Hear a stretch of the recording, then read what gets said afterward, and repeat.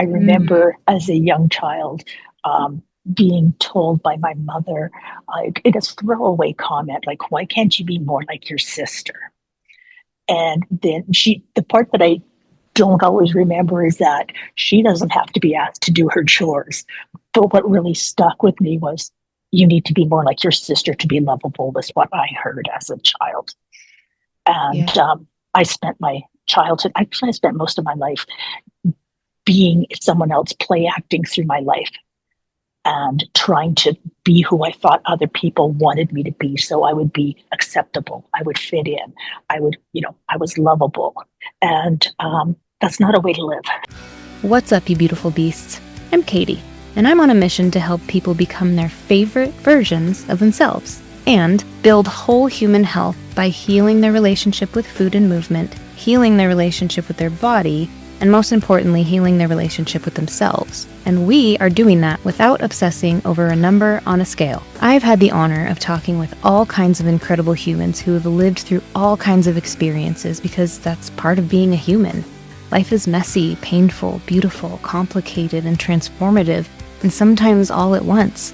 I wholeheartedly believe that every time someone shares their story, somebody listening will take something from it. Maybe they'll feel seen, maybe they'll feel inspired, maybe they'll learn something that shifts the way they see themselves, their life, their health, or what healing can look like. This podcast tells the stories of humans healing, growing, rebuilding self-trust, and unveiling their beautiful beast. Keep listening. This is the Unveiling the Beast podcast.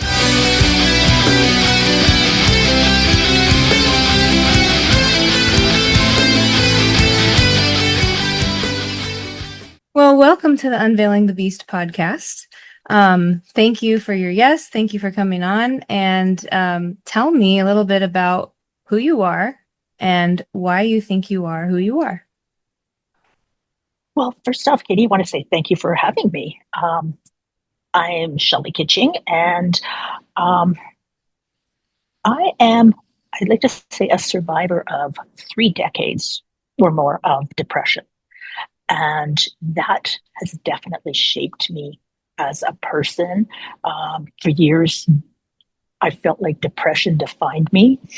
And so it was a long journey to get through it, to get out of it, and become aware of who I am without depression defining me, and allowed me to start living a life that this is empowering me and making me feel much happier and alive.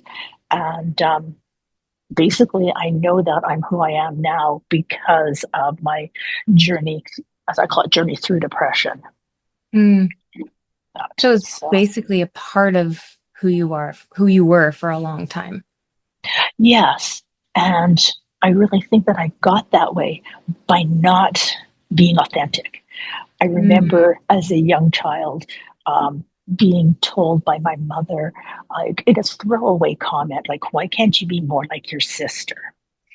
And then the part that I don't always remember is that she doesn't have to be asked to do her chores.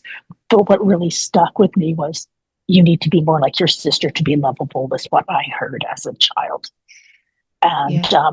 I spent my childhood, actually, I spent most of my life being someone else, play acting through my life and trying to be who I thought other people wanted me to be. So I would be acceptable. I would fit in. I was lovable. And that's not a way to live. Yeah. It's that parents don't understand how deeply that can affect a Yeah. child. Things like, Yeah. why can't you be more like so and so? Or even, what's wrong with you? Yeah. Or, Yeah. yeah, I remember having a friend who said that they had a friend who constantly referred to their, young child as, oh, you were a mistake. And I'm thinking, Mm. how damaging is that? But not realizing that, 30 years later, I was still carrying around that, why can't you be more like your sister? Yeah, because it gives the message of, you're not enough as you are. So Yeah. you need to be like this person in order to be enough. And that's Yes, shitty. it is. And I know, like, that my mom really didn't mean anything by that. But she was frustrated because I didn't jump up and do the dishes. I dried the dishes, so I would wait till they're all sitting there draining, and then it's like, okay, and I can just put them away. Mm-hmm. But so I don't think we realize how much words can hurt and can damage children, adults. They can damage us so much. Yeah.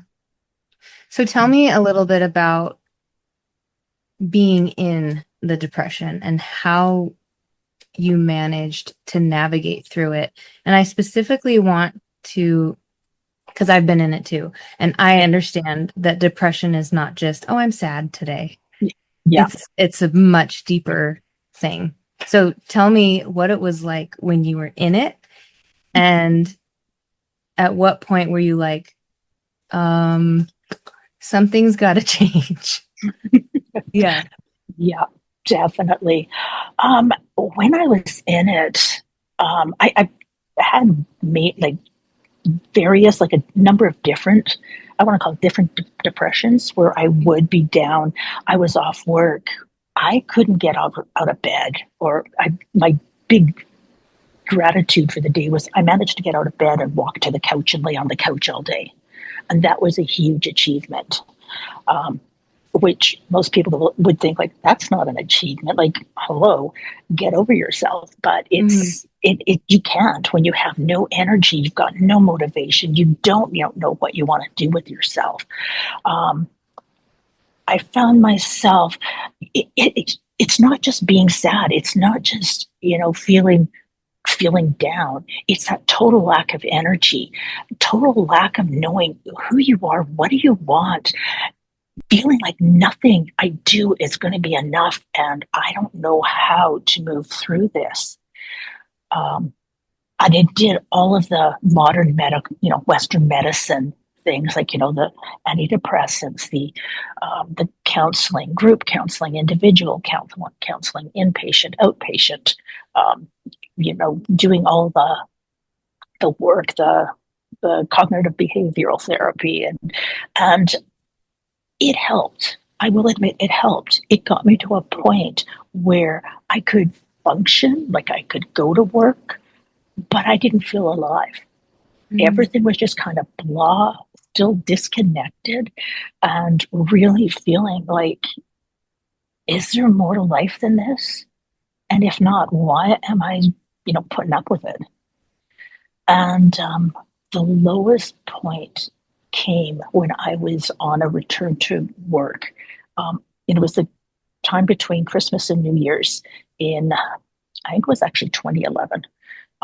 And I was back at work.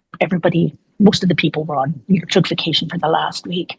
And I ended up having a panic attack that I didn't even realize was a panic attack. I didn't know what was happening. And finally, couldn't breathe, was just, gasping for breath, felt like my chest was constricting. And I finally realized, I think that's a panic attack. I managed to calm myself down enough to um, realize that, and then had another one right away.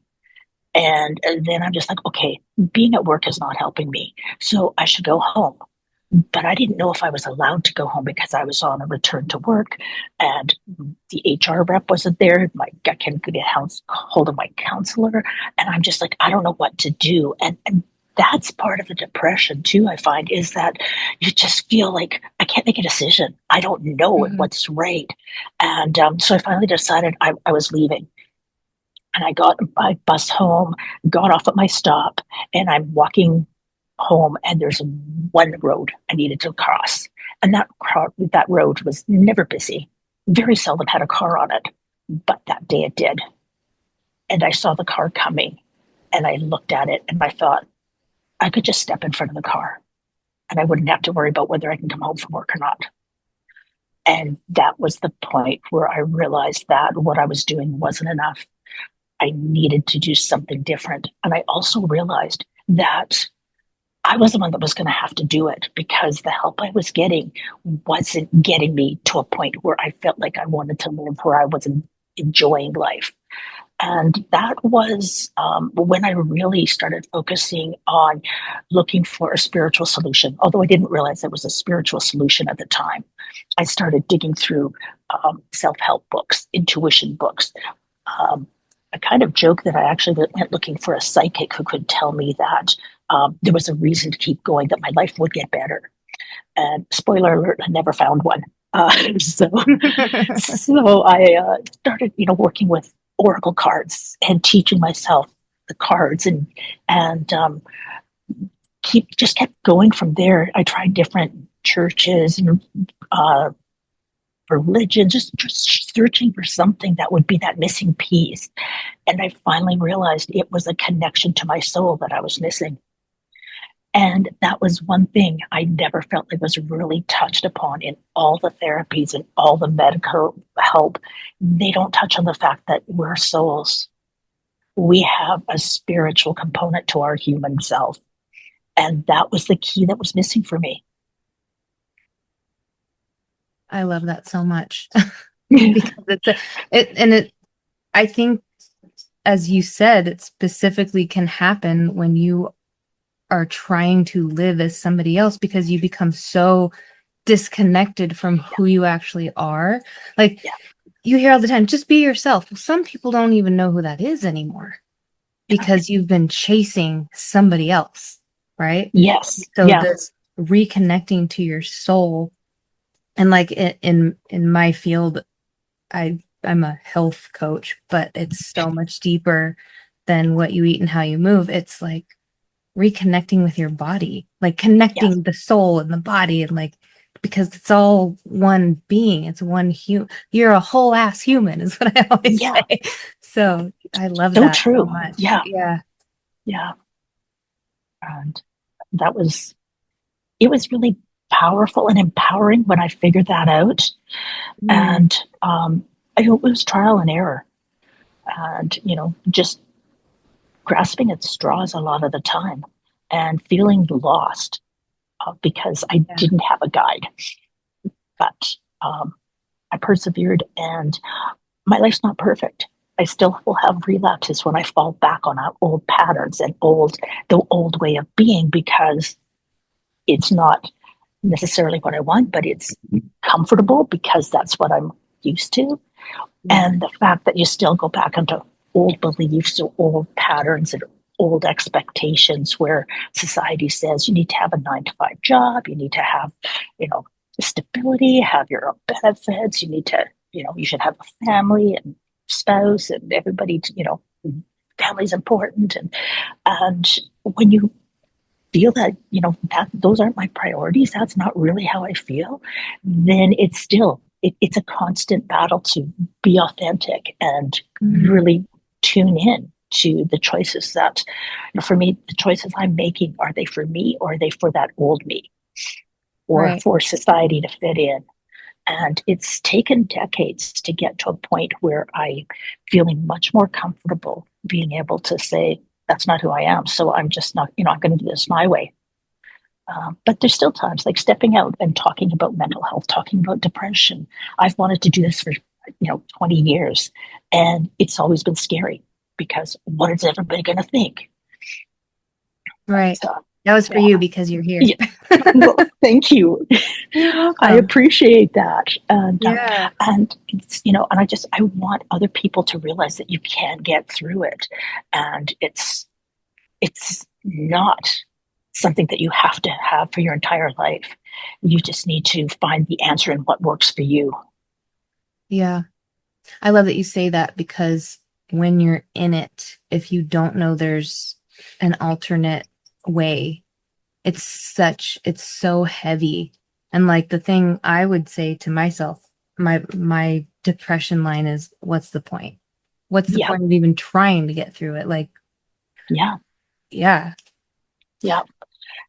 It's hard because you do feel like I felt overwhelmed. And again, you feel like I felt like a failure. I Hmm. realized I was living in a relatively big city at the time, and I didn't want to go out during the day because what if somebody saw me, looked at me, and said, "Why aren't you working?"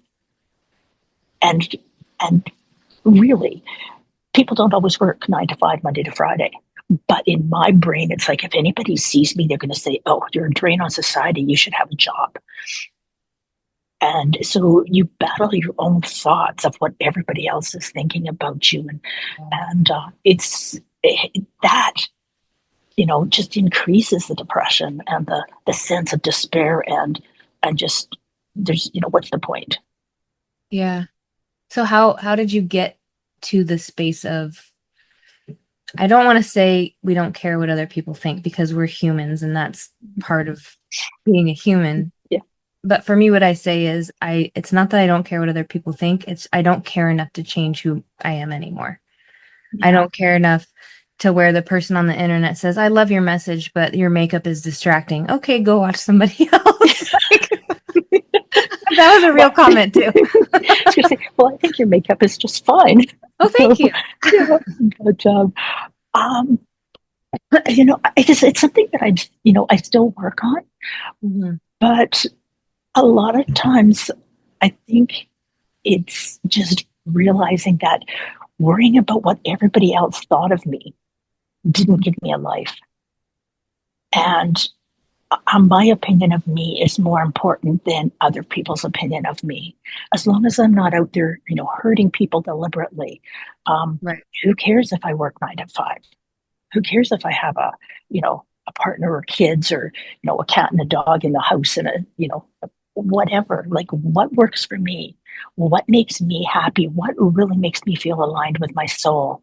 And that is really how I am trying to live now is what is making my whole soul happy, what makes me feel like I'm a whole person. And that is more important than everybody on the internet, anybody that, like even my friends and family.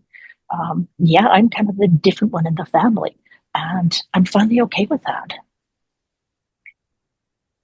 And to your point, also, like depression is already freaking draining as it is.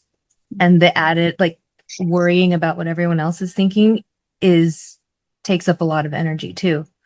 And Yeah. so, and as you were saying before, I had this thought of like, you're supposed to have a family. Well, we get to choose who our family is. It doesn't always Yes. necessarily mean a husband, a, two children, and your sister living with you as a roommate. Right. You get to pick. You get to Right. Yeah. And I have really embraced that. And I know it's not necessarily the norm, but I will tell people too. It's like, you know what? The family you're born into is who you align with at the time of your birth. But you all grow in different ways. You grow differently. You have different values, beliefs, things that are important to you. And sometimes they don't continue to mesh. And so there's no hate in saying, you know what, this just isn't me anymore. And I'm going to remove myself from this, or I'm going to Mhm. cut down on the connection. And you don't have to be hateful or spiteful about it. It's just, you know what, we're different people. Our energies don't mix anymore. We don't match anymore. Mhm. And that's okay because we all change. Yeah, But that's not a traditional thought. It's like, oh no, family is everything. And that's a sometimes big family is statement. not. We all change. That's a big statement. And we do. And if we don't, we're not growing. We're not Exactly. experiencing anything. Yeah. And honestly, with living into the depression, I felt like I was experiencing nothing. And Mm, there's times like today, even I can look back and go, well, I wasted 30 years being depressed and not really, doing what I wanted to do, not loving my life, not loving my job, my career, not living where I really wanted to live, and just, having the friends I wanted or whatever. It's just like, and if I really think about it, I can go down that spiraling, hole about, oh my gosh, I wasted my entire life. But on the other hand, if I hadn't gone through all of this, I wouldn't be who I am now. And who I am now is someone that really is passionate about helping other women not experience the same thing so that, they don't have to wallow for 30 years. mm, Because that's too long. yeah. So, what do you do now when it starts? Because, like you said, we're human and it does come back because it's comfortable, which is really Yeah. hard to understand until you understand it. Yeah. But so how do you, when the spiral starts, how do you get yourself out of it now versus before? That's a really great question. And before, I have to say, like, I didn't even realize when I was starting down in that depression. It would just all of a sudden, I'd just be life is overwhelmed. Then I started realizing, and one of the big things I really had to realize is that just because I'm feeling sad one day doesn't mean my depression is coming back. But I became more aware of how am I feeling? How am I acting? Um, am I following what I want to do, or I'm just falling back on old patterns? And that just being aware is, I think, is key um, to being able to make choices that better help you. Um, like even today, I find like I'll come home from work and I'm tired, so it's like, oh, I'll just lay on the couch and cuddle with the dog and have a glass of water. Okay, iced coffee, really, but I thought you um, were going to say wine. no, no, no, no, no, that's a depressant. um, Yes. yes, but give me a good latte, and I'm quite happy. But but then I'll find that I'll be laying there and I'll be playing, coloring on my iPad, or I'll be playing a game on the iPad, or I'll be watching some really not inspiring, show on YouTube or something. And I realize that, you know, I'm choosing this, but do I want to get up and do something different? And that's where I really have to look at myself and go like, what do you really want to do? Do you want to stay laying on the couch just playing these games, or coloring, or which is relaxing, but it's not Mhm. really really being empowering and whatnot. Mhm. Just again realizing that I'm making choices, even when I feel like I'm not making a choice. I'm making a choice not to make a choice, really, Right. Right. if that makes And sense. So sometimes it's okay to say, yes, I want to sit here and yeah, space out. yeah, yeah. I play Minecraft Okay. with my son. It just helps me just exit the world for a little bit. And then and Yeah. then, like you said, because it's a choice, then I can choose when I come back. Yes. Hmm. And that's powerful when we realize that making a choice is the most powerful thing we can do. And, and sometimes self care really is like, I'm going to have a nap in the middle of the afternoon. Hmm. And, it's okay to have a nap. Yeah. You can do it So guilt free.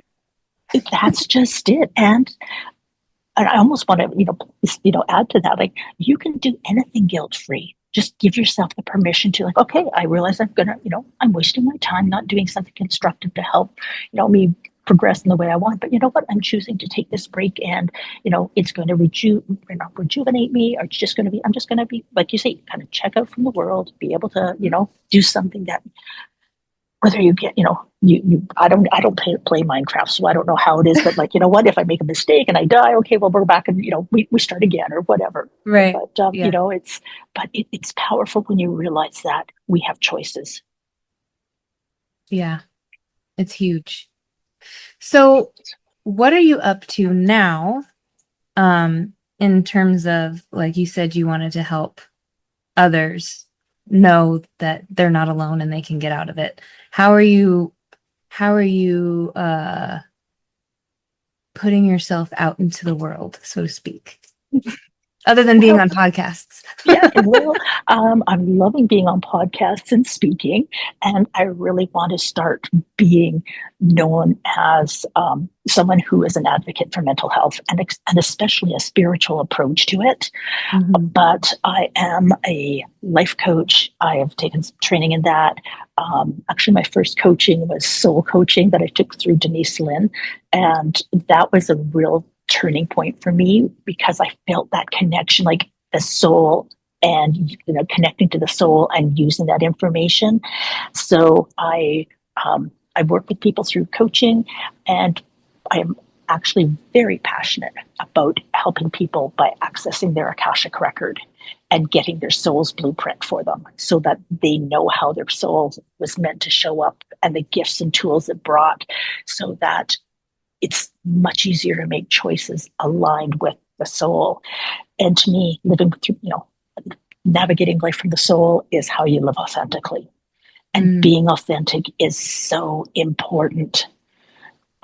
Literally, I think if we're not authentic, we're really at risk of not living our life and maybe not even being here.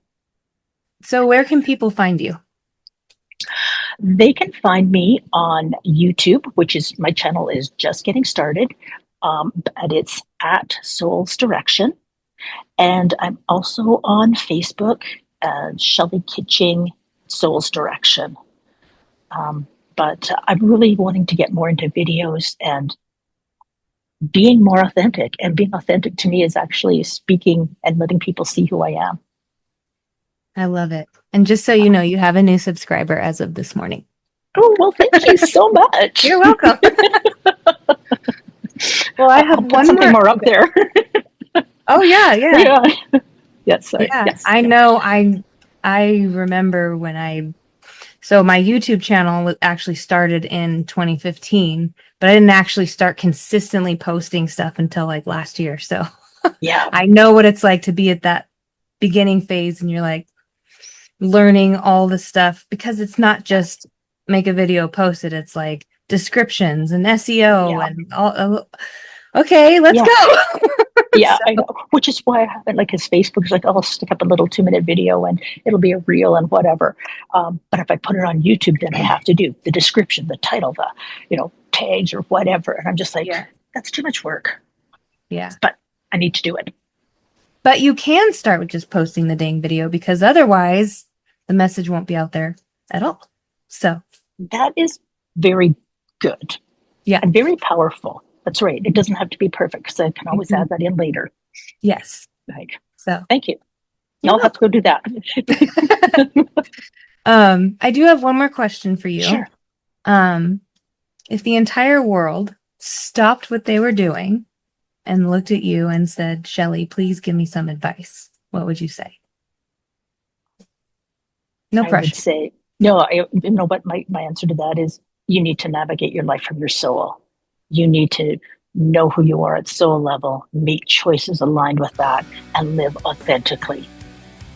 And it's not always comfortable, but the empowerment you get, the strength you get, the joy you can get out of life when you're aligned with your soul is so much more fulfilling than anything else. And it empowers and strengthens all your relationships, like with your family, your friends, your coworkers, everybody. So to me, it's just I honestly think the entire world would be much happier if they were living aligned with their soul. 100%. Beautiful. Beautiful beasts. Shelley Kitching signing off. Until next time.